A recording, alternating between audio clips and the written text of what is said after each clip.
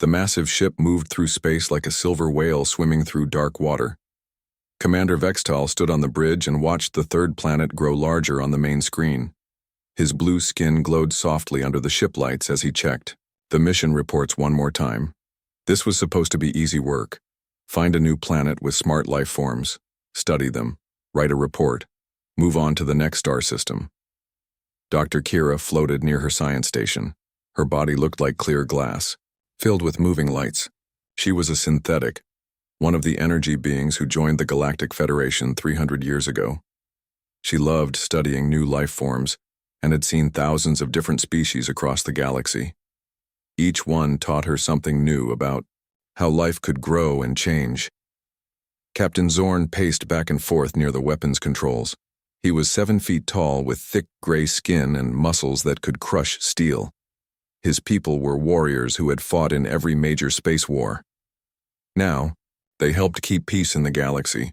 He did not expect to find anything dangerous on this small blue world, but he stayed ready anyway. Communications Officer Nith sat at her station with her 4 arms working on different controls at the same time. Her people were natural speakers, who could learn any language in days. She had been listening to signals from the planet below for weeks now. The sounds and patterns were very strange. Most young civilizations used simple communication methods, but these humans seemed different. The ship Nexus Prime had traveled for 6 months to reach this system. The Galactic Federation sent survey teams to every system with planets that might have life. Most of the time they found empty worlds or simple animals. Sometimes they found smart beings who were still learning to make fire or basic tools. Very rarely they found species who had learned to fly between the stars.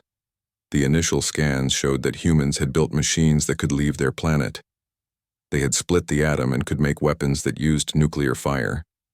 They had sent signals into space and built simple space stations.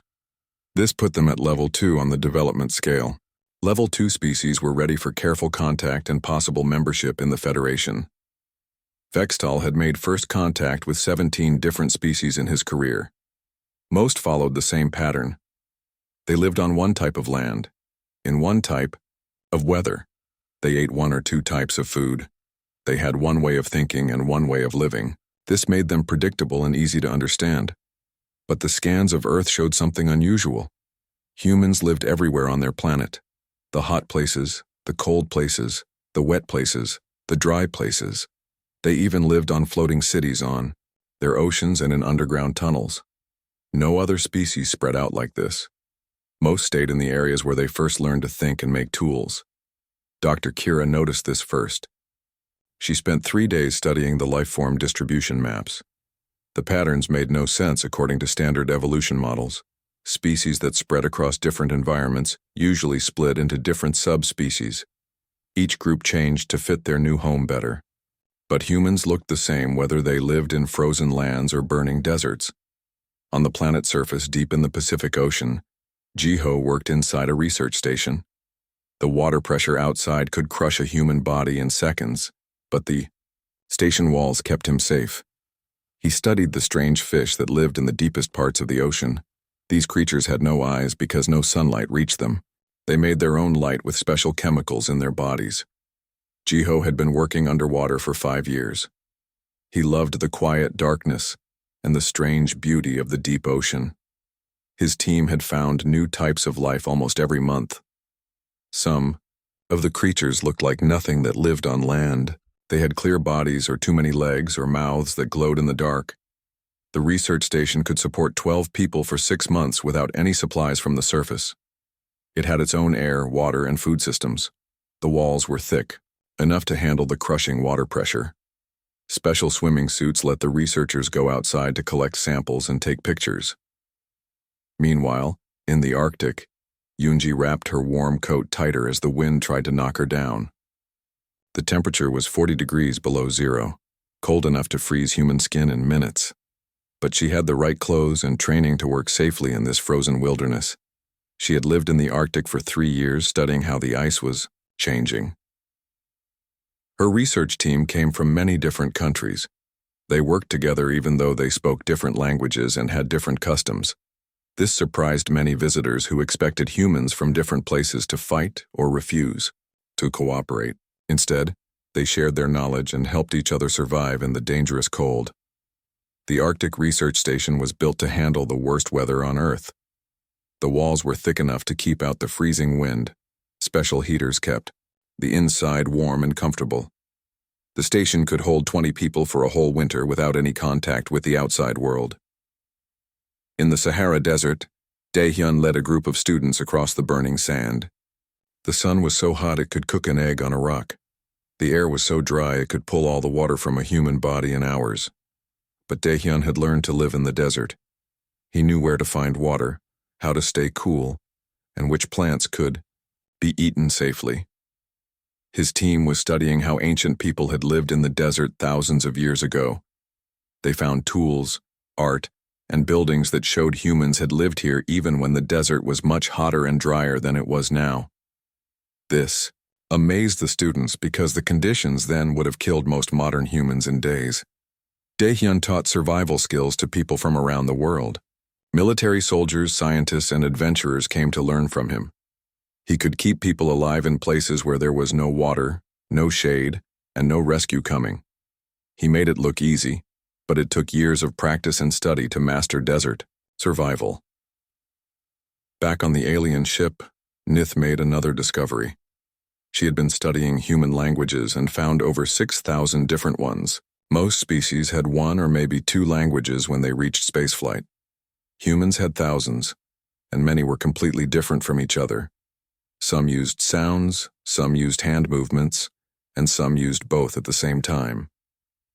The complexity of human communication systems exceeded anything in the Federation database.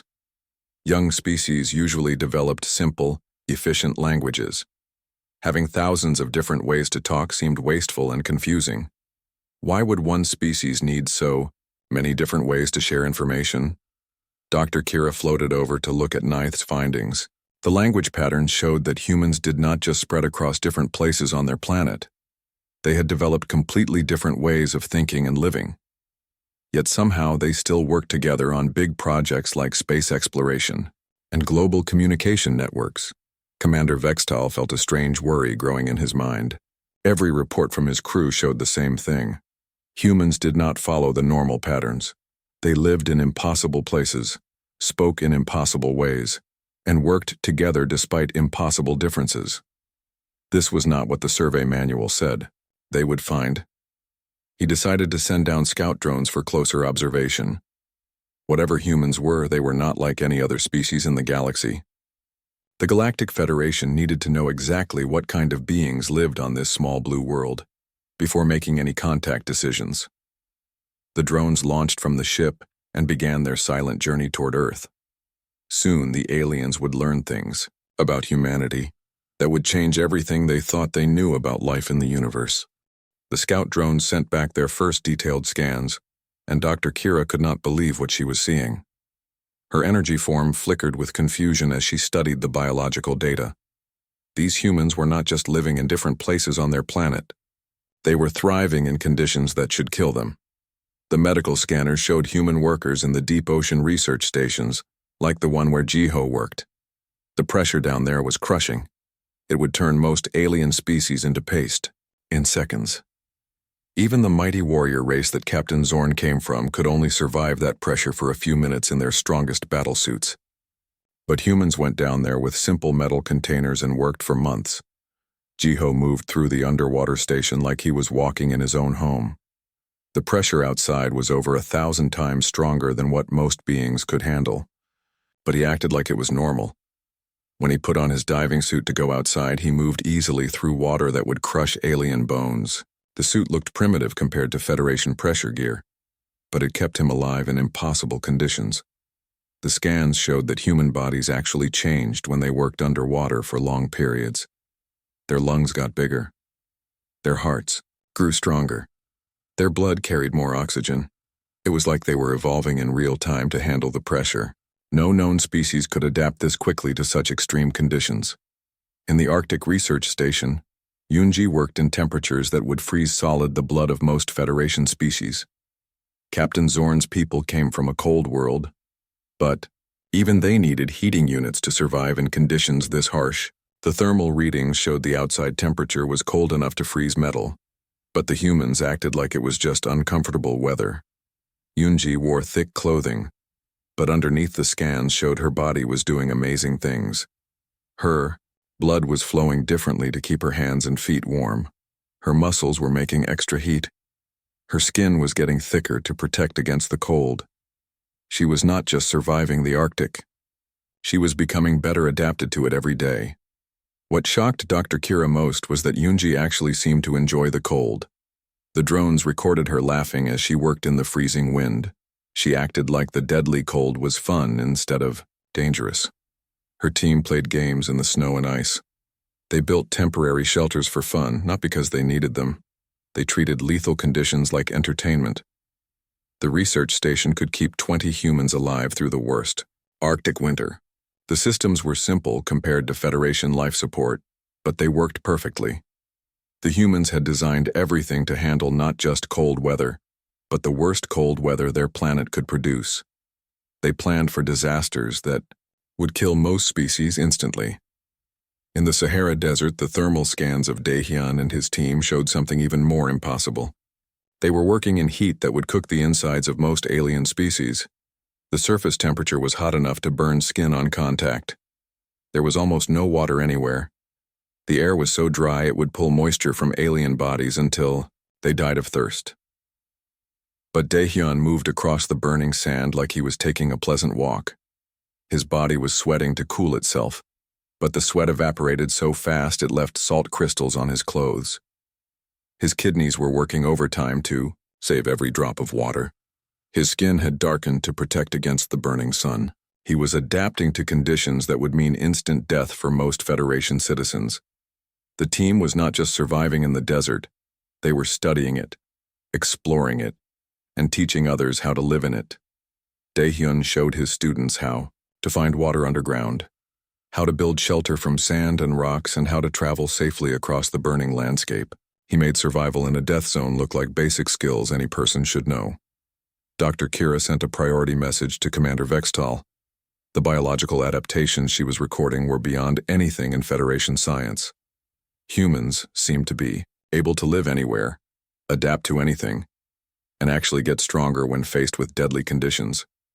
This was not normal evolution. This was something completely new. High in the Himalayan mountains, the drones found another human doing impossible things. Minho was climbing a mountain peak that was so high the air barely had enough oxygen to breathe. The atmospheric pressure was so low that most species would pass out immediately. The cold was almost as bad as the Arctic, and the rocky cliffs would kill anyone who made a single mistake. But Minho climbed the mountain like he was walking upstairs.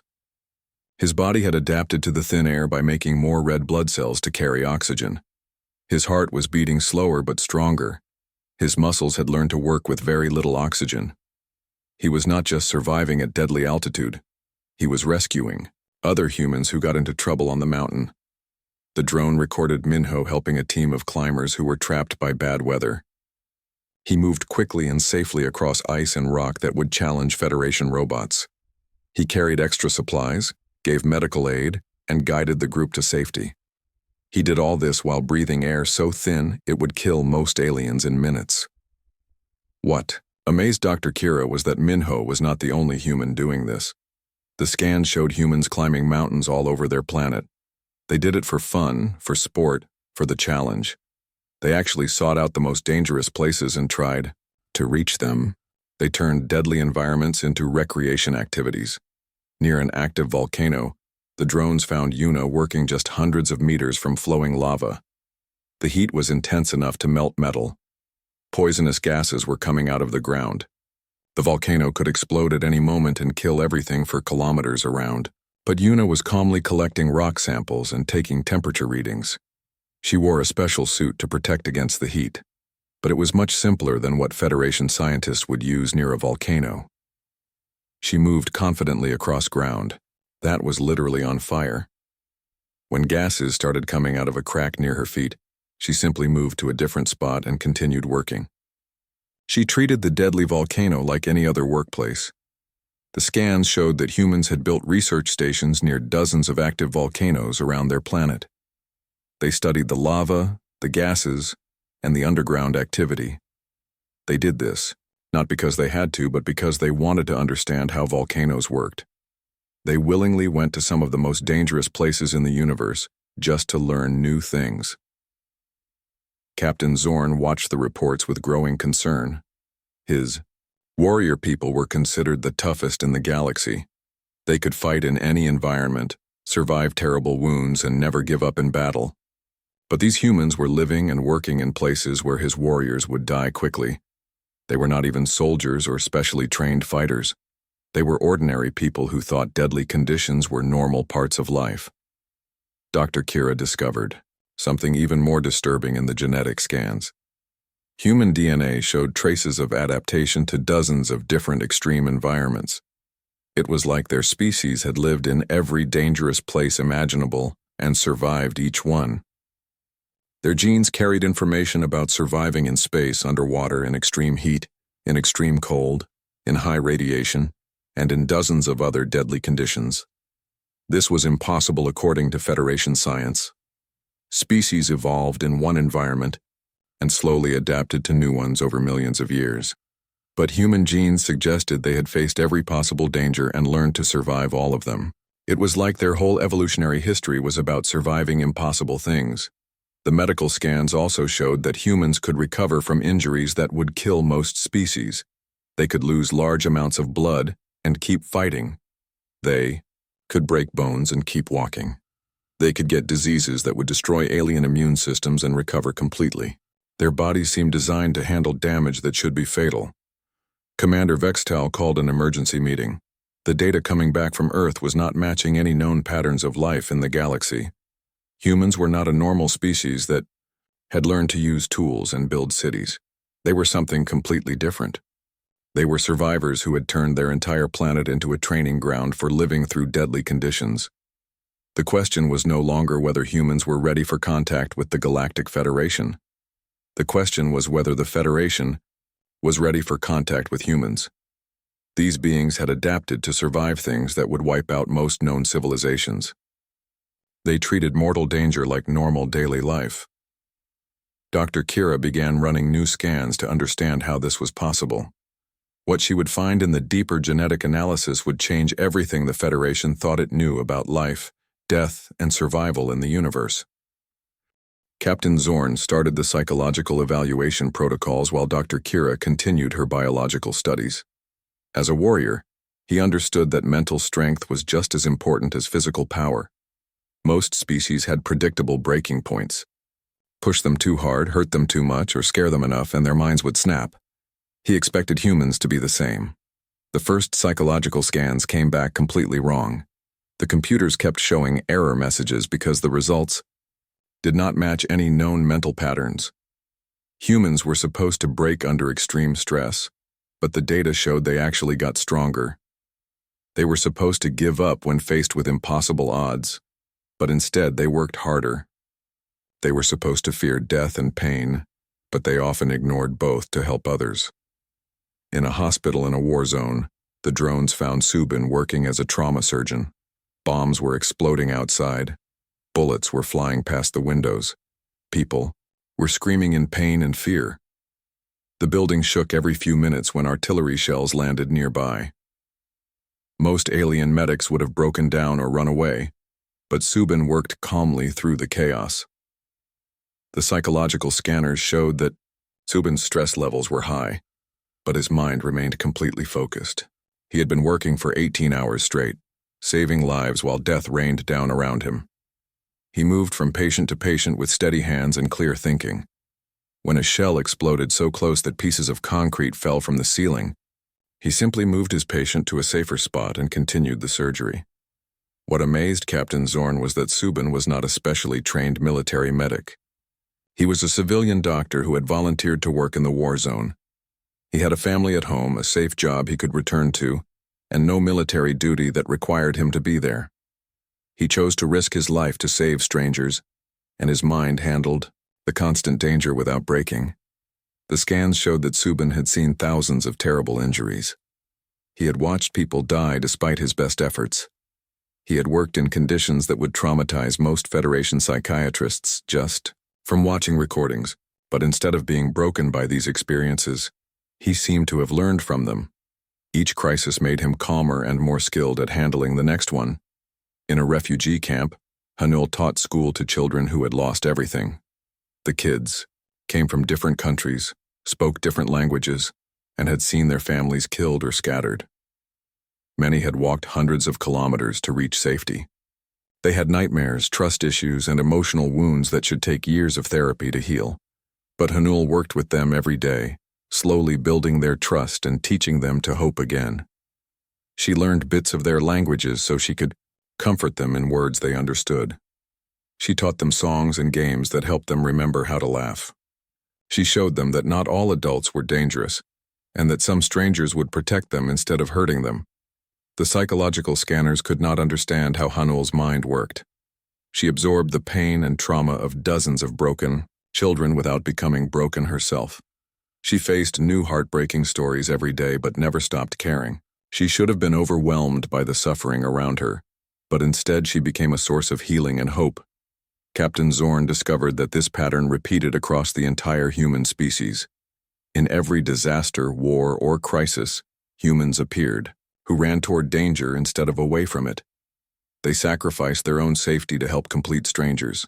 They gave up comfort, security, and sometimes their lives for people they had never met and would never see again. This violated every known law of evolutionary psychology. Self-preservation was the strongest instinct in all known species. Protecting your own family and tribe came second. Helping strangers came last, and only when it cost nothing and carried no risk. But humans regularly reversed this order. They would die for strangers before letting them suffer. The drones recorded firefighters running into burning buildings to save people they did not know. They found soldiers throwing themselves on explosive devices to protect their teammates. They watched civilians sharing their food with hungry refugees even when they barely had enough for themselves. They saw humans diving into dangerous water to rescue drowning strangers. Dr. Kira ran detailed brain scans on dozens of humans showing this behavior. She expected to find genetic defects, chemical imbalances, or neural damage that would explain why they acted against their own interests. Instead, she found that their brains were working perfectly. They were making conscious choices to value other lives more than their own safety. Even more puzzling was how humans formed social bonds. Most species only trusted members of their own family group or tribe. They were suspicious of anyone who looked different, spoke differently, or came from somewhere else. But humans regularly formed close relationships with people who shared nothing in common with them, except being human. The scanners recorded Minho, leading a mountain rescue team, made up of people from 6 different countries. They had different skin colors, religions, languages, and cultures. By Federation standards, they should have been natural enemies who fought over resources and territory. Instead, they worked together with perfect trust and coordination to save lives in the mountains. Captain Zorn watched recordings of the rescue team in action. When a storm trapped climbers on the mountain, Minho's team risked their lives to reach them. They shared equipment, took turns carrying the heavy rescue gear, and made decisions together even though they came from countries that had been at war with each other in the past. During one rescue, a team member from one country fell into a deep crevasse. Without hesitation, a team member from a rival country rappelled down to save him. The political hatred between their nations meant nothing when someone needed help. They treated each other like family members instead of foreign strangers. This pack bonding behavior extended beyond their own species. The drones found humans caring for injured animals, even dangerous ones that might attack them. They saw humans protecting plants and environments that gave them no direct benefit. They watched humans spending huge amounts of time and resources to save creatures that most species would consider pests or threats. In wildlife preserves around the world, humans worked to protect animals that could kill them. They studied sharks, lions, bears, and venomous snakes not to destroy them, but to help them survive. They built safe spaces for creatures that had no value as food or resources. They seemed to believe that other life forms had a right to exist, just because they were alive. Nith made another disturbing discovery in human communications. She found that humans regularly created fictional stories about alien invasions, cosmic disasters, and supernatural threats. At first she thought these were historical records of real events, but deeper analysis showed they were imaginary scenarios that humans created for entertainment. But the stories were not really entertainment. They were training exercises. Humans constantly practiced mentally for threats that did not exist yet. They imagined every possible disaster, invasion, or crisis and worked out how they would survive it. They prepared their minds for dangers they had never faced and might never encounter. The fictional scenarios were incredibly detailed and realistic. Humans had imagined alien species with every possible advantage: superior technology, telepathic powers, shape-shifting abilities, and invulnerability to human weapons. They had created stories where their cities were destroyed, their governments collapsed, and their armies were defeated. Then they imagined how ordinary people would survive and fight back. Captain Zorn realized that human fiction was actually military planning. They were not just entertaining themselves with scary stories. They were preparing for war against enemies they had never met. They were training their entire population to think like resistance fighters before any invasion had even been attempted. This explained why human psychology was so different from other species.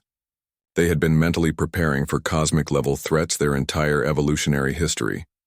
Their minds were designed to handle the impossible, survive the unsurvivable, and keep fighting when all hope was lost. They were not a normal species that had learned to use tools.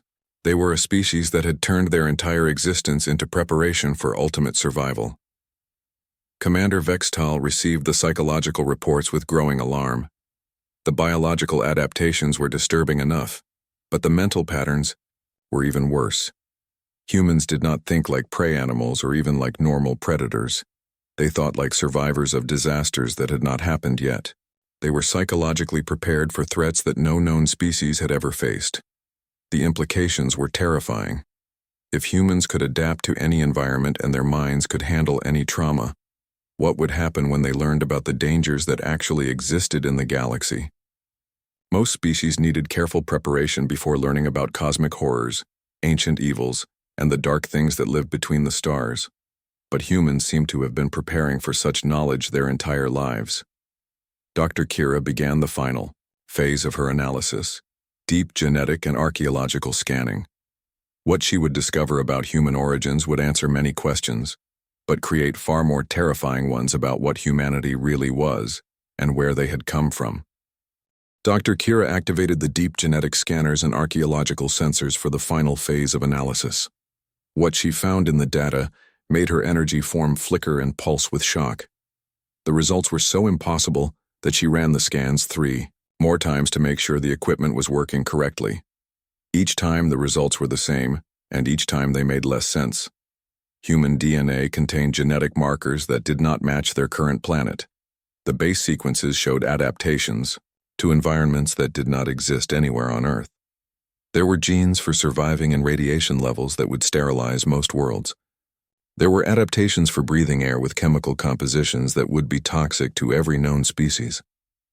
Most disturbing of all, there were genetic memories of gravity levels that were completely different from Earth's pull.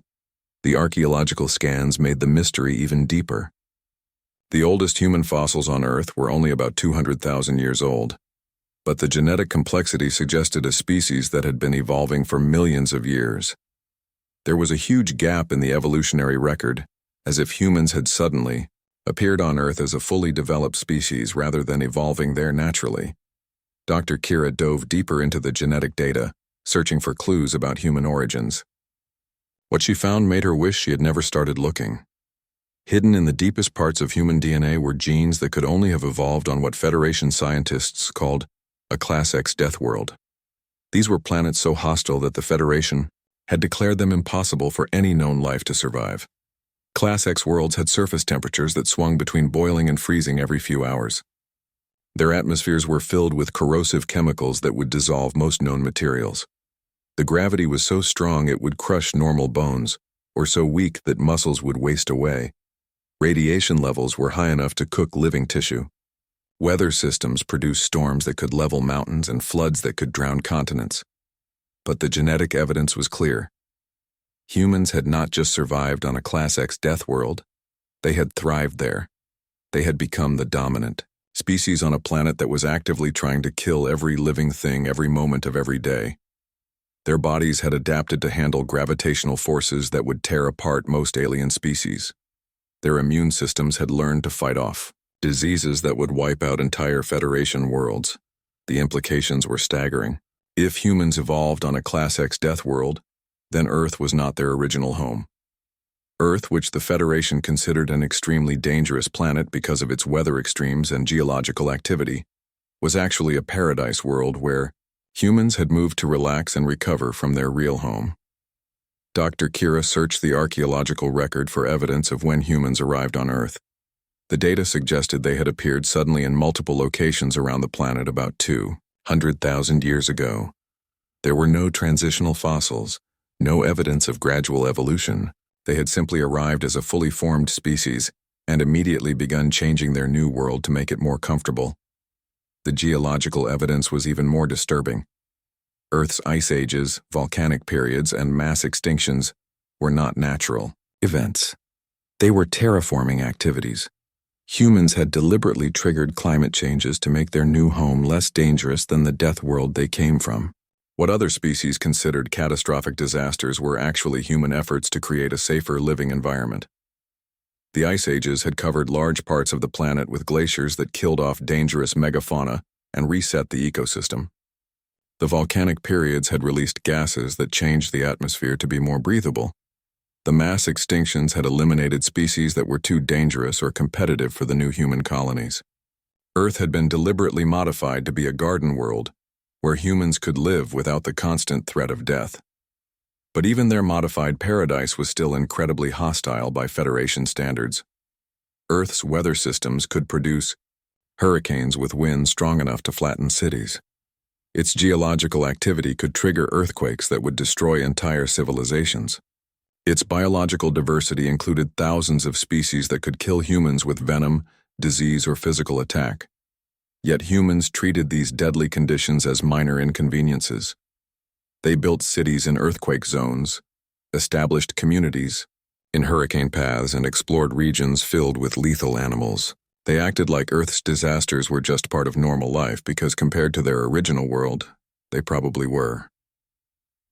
Commander Vextal read Dr. Kira's report with growing horror. The Federation had protocols for dealing with dangerous species, but nothing in their procedures covered this situation. Humans were not a primitive species learning to use technology. They were refugees from hell who had moved to a slightly less deadly world and were still adapting it to be more comfortable. This explained everything about human behavior that had puzzled the survey team. Their ability to survive in any environment made sense if they came from a world where every environment was lethal. Their psychological resilience made sense if they had evolved with the constant expectation that everything would try to kill them. Their pack bonding with other species made sense if they were used to finding allies wherever they could in a universe full of threats. Most terrifying of all, their fictional stories about cosmic horrors and alien invasions were not products of imagination. They were racial memories of their original world. Humans created stories about impossible monsters and unsurvivable disasters because their ancestors had actually faced such things and lived to pass on the knowledge. Subin continued his work in the war zone hospital, treating injuries that would kill most alien species. To him, bullet wounds and shrapnel damage were routine medical problems. He had trained for years to handle trauma that would overwhelm Federation medical systems. His steady hands and calm mind were products of a species that expected disaster as the normal state of existence. Hanul worked with refugee children who had seen horrors that would break most alien minds, but she helped them recover because humans were designed to bounce back from trauma that would destroy other species. The children would grow up stronger instead of broken, because their species had evolved to turn surviving disaster into survival skills. Jiho worked in ocean depths that would instantly crush most Federation species, and he did it with primitive equipment because his body was adapted to handle pressure that would liquefy alien bones. His research into deep-sea life was possible because humans came from a world where the safe areas were more dangerous than Earth's most extreme environments. Yunji thrived in Arctic conditions that would freeze alien blood because she came from a species that had learned to survive in places where the weather could kill in seconds. Her Arctic research station was built to handle Earth's worst weather, but Earth's worst weather was probably a pleasant spring day compared to the storms on humanity's original world.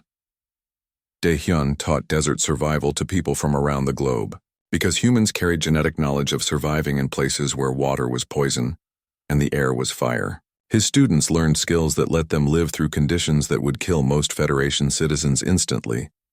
Minho rescued people from mountain peaks where the air was too thin to breathe because human lungs were designed to extract oxygen from atmospheres that would suffocate other species. His mountain rescue work was possible because humans were adapted to survive at altitudes that would cause immediate death for most aliens. Yuna studied active volcanoes because humans came from a world where volcanic activity was probably a minor weather pattern. Her research into lava and toxic gases was safe for her because her species had evolved to handle heat and chemicals that would vaporize most known life forms. Dr. Kira realized that human recreational activities were actually training exercises for conditions that existed on their original world. Mountain climbing prepared them for navigating terrain where gravity could change without warning. Deep sea diving taught skills for surviving in high-pressure environments where mistakes meant instant death. Desert survival maintained knowledge of how to live when resources were scarce and the environment was actively hostile. Even human sports made sense in this context. They competed in activities that simulated combat, hunting, and survival scenarios. They pushed their bodies to extremes that would hospitalize most alien athletes. They treated physical punishment and mental pressure as entertainment because their species was designed to handle much worse as normal daily life. The Federation had been completely wrong about humanity's threat level. They were not a level 2 civilization that might someday become spacefaring. They were refugees from a cosmic horror story who had moved to a death world because it was safer than their previous home. They were not ready for contact with the galaxy. The galaxy was not ready for contact with them. Commander Vextal sent an emergency message to Federation headquarters, requesting immediate guidance. The first contact protocols were designed for normal species that evolved on normal worlds and had normal psychological profiles. There were no procedures for making contact with survivors of impossible conditions who had turned a Class X death world into their retirement community. The question was no longer whether humans were. Our Commander Vextal stared at the complete analysis report spread across his command screens. 3 weeks of study had revealed truths about humanity that changed everything the Galactic Federation thought it knew about life in the universe. The blue glow of his skin had dimmed as the weight of the decision ahead pressed down on him. The Federation's first contact protocols were based on thousands of encounters with other species.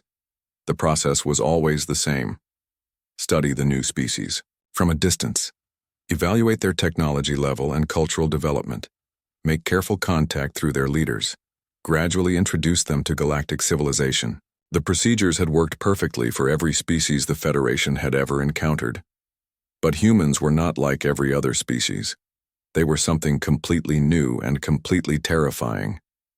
The evidence was overwhelming and impossible to deny. They were refugees from a world so deadly that it exceeded every classification system the Federation had developed. They had moved to Earth not because it was a perfect paradise, but because it was slightly less likely to kill them than their original home. Dr. Kira floated near the communication console, her energy form pulsing with nervous light as she prepared to send the final report to Federation headquarters. The genetic analysis had revealed things about human evolution that would force scientists across the galaxy to rewrite their understanding of what life could survive. The psychological profiles showed mental resilience that exceeded anything previously recorded. The social behavior patterns demonstrated cooperation and self-sacrifice that violated every known model of species development. Captain Zorn paced the bridge with heavy steps that echoed through the ship. His warrior instincts told him that humans represented either the greatest threat or the greatest ally the Federation had ever encountered. There was no middle ground with a species that treated galactic-level dangers as normal daily life. The question was whether revealing the truth about the wider galaxy would turn them into saviors or destroyers. Communications Officer Neith had spent days analyzing human information networks and discovered something that made the situation even more complex. Humans were already preparing for contact with alien species. Their governments had secret protocols for first contact scenarios. Their military forces had contingency plans for alien invasion. Their scientists were actively searching for signs of intelligent life in space. More disturbing was the discovery that human popular culture had already imagined almost every possible form of alien contact. They had created detailed scenarios covering peaceful cooperation, hostile invasion, technology exchange, cultural conflict, and dozens of other possibilities. They had mentally rehearsed their responses to situations that most species never considered until they happened. Nith had found human stories that described galactic federations almost identical to the real one. They had imagined alien species, with technologies and abilities that closely matched those of actual Federation members. They had created fictional accounts of humans joining galactic civilizations and becoming major players in interstellar politics. It was as if they had been unconsciously preparing for this moment their entire evolutionary history. On Earth's surface, the humans continued their normal activities, unaware that their entire future was being decided by aliens watching from space.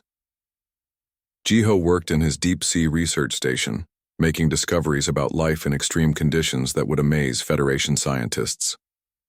His work with pressure adaptation and deep-water survival was advancing human knowledge in ways that would prove invaluable when they eventually reached other worlds.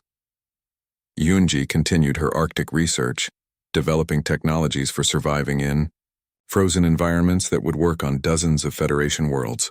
Her team's work on resource conservation and extreme weather adaptation was creating tools that could help establish colonies on planets that other species considered uninhabitable.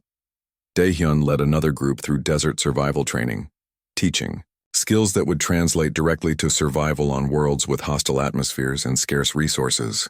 His students were learning techniques that would let humans thrive on planets where other species needed extensive life support systems. Minho coordinated rescue operations in the mountains, developing search and rescue protocols that could save lives in low-atmosphere conditions. His team's experience with high-altitude emergencies was creating procedures that would work in the reduced gravity and thin atmospheres of many space stations and lunar colonies. Yuna studied volcanic activity. That was teaching her about planetary geology and extreme chemical environments. Her research was advancing human understanding of how planets formed and changed, knowledge that would be crucial for evaluating new worlds for colonization. Subin continued his work in the war zone hospital, saving lives under conditions that would overwhelm most alien medical systems. His techniques for trauma surgery and emergency medicine were advancing human medical knowledge in ways that would help them treat injuries that occurred in space exploration and hostile environments. Hanul worked with refugee children, developing educational methods that helped people from different cultures work together despite their differences. Her techniques for building trust and cooperation across cultural barriers would be essential when humans encountered truly alien species. Each human was contributing to their species' preparation for a larger universe, even though they did not know that universe existed. Their individual skills and knowledge were building a foundation that would let humanity survive and thrive among the stars. Commander Vextal made his decision. He activated the priority communication channel to Federation headquarters and began recording his final report. The words would change the course of galactic history and establish humanity's place in the universe. Federation Command, this is Survey Ship Nexus Prime reporting on species classification, human. After extensive analysis, this command recommends immediate initiation of first contact protocols with maximum priority alliance consideration. He paused, knowing that his next words would shock every Federation leader who heard them. Humans are not a primitive species requiring guidance or a potential threat requiring containment. They are the solution to every impossible survival scenario the Federation has ever encountered. They are adapted to live in conditions that would kill our strongest species. They are psychologically prepared for threats we have never imagined. They are already developing technologies and techniques that could revolutionize our approach to hostile environment exploration. Dr. Kira transmitted her complete biological analysis along with the commander's report. The genetic evidence of human adaptation to Class X death world conditions would force the Federation to reconsider everything they thought they knew about the limits of biological survival. Captain Zorn added his psychological evaluation to the transmission. The evidence of human mental resilience and their ability to cooperate across genetic and cultural differences would demonstrate their value as both allies and peacekeepers in galactic conflicts. Nith included her analysis of human communication systems and cultural preparation for alien contact. The evidence that humans were already mentally and socially prepared for first contact would speed up the normal introduction timeline by decades. Additional recommendation, Commander Vextal continued his report. Human integration into Federation. Activities should be accelerated rather than gradual. They do not need extensive preparation for galactic dangers because they have been preparing their entire evolutionary history. They do not need protection from cosmic threats because they are more dangerous than most cosmic threats. The commander's final words would echo through Federation history for generations to come. If something in the universe is trying to kill you want humans on your side. If something impossible needs to survive, humans will find a way to make it possible. If something that should be dead refuses to stay dead, humans probably trained it to be that way. Recommendation approved for immediate alliance negotiation with full Federation benefits and fast-track membership consideration. The transmission ended, and the bridge fell silent as the crew realized they had just changed the balance of power in the galaxy. Within days, Federation diplomats would be traveling to Earth to begin negotiations with a species that would transform interstellar civilization. Humans would learn that they were not alone in the universe, but the galaxy would learn something far more important. They would discover that the most dangerous and survivable species in known space had been living quietly on a garden world, waiting for someone to invite them to explore the stars. The age of human expansion into the galaxy was about to begin, and nothing would ever be the same again. The species that had survived impossible conditions on their original world and turned a Class X death world into a retirement community was ready to show the universe what true survival looked like. Within a year, human ships would be exploring the most dangerous regions of space that other species avoided. Human colonies would be established on worlds that the Federation had written off as uninhabitable. Human soldiers would be volunteering for the most impossible rescue missions and suicide runs that galactic civilization had too easy to join the Galacti.